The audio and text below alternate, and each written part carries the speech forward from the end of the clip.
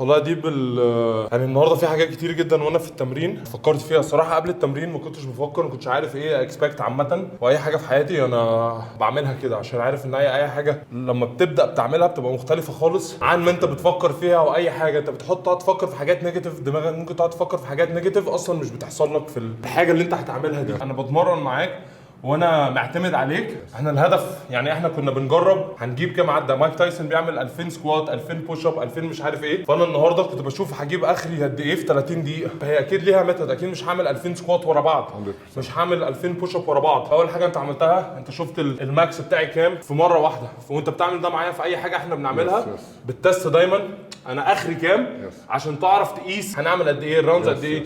مش بتديني راوندز من دماغك وخلاص، على حسب انت فين دلوقتي، فاهم؟ بالظبط على حسب انا فين من دلوقتي. فانا عارف الحاجه اللي انت بتديها لي دي على اساس انا، مش على اساس انت بتتمرن ازاي او اي حاجه. انا داخل افشخ نفسي، هجيب اخري. ونفس الحاجه في الحياه، احنا بيبقى ورانا حاجه بنشوفها كبيره فشخ. انا عايز اعمل بيزنس، انا عايز اوصل لمش عارف ايه، انا عايز اكون في الاولمبياد، انا عايز ابقى بطل عالم. ما انت مش هتبقى بطل عالم بكره ومش توصل الاولمبياد بكره. This is where you just go.